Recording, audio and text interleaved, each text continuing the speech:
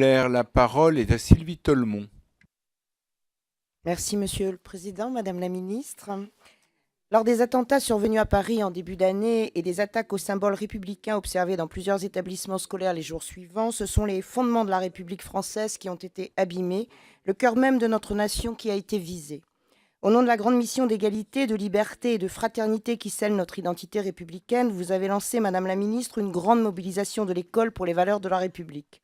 Cette mobilisation rappelle avec fermeté et conviction le rôle de la laïcité dans cette grande ambition. L'école de la République doit faire vivre et respecter la laïcité car elle est le socle sur lequel doit reposer la transmission de la connaissance, moteur de citoyenneté. Pour la réponse que cette mobilisation apporte aux défis républicains et traduit en mesures concrètes autour de la laïcité, de la citoyenneté et de la réduction des inégalités, je tiens à saluer votre engagement et celui du gouvernement tout entier, que vous réaffirmez dans cette initiative, une démarche interministérielle à bien des égards.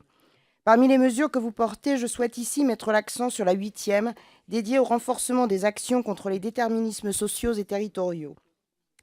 Dans ce cadre, l'importance de la mixité sociale est confirmée au nom des principes d'égalité et de lutte contre les discriminations qu'elle défend. Au service de cette action, vous évoquez une politique active de mixité pour agir sur la composition des collèges qui doit s'inscrire dans de nouvelles dispositions législatives et réglementaires. J'aimerais vous interroger sur l'échéance et le support législatif de ces dispositions.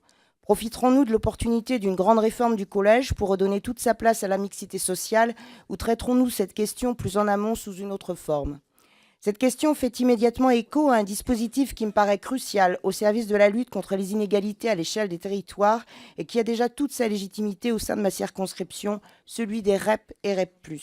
À ce titre, je souhaiterais savoir si les quartiers identifiés prioritaires et les établissements considérés les plus fragiles dans le nouveau maillage des REP retiendront une attention particulière dans une nouvelle carte définie de mixité accrue.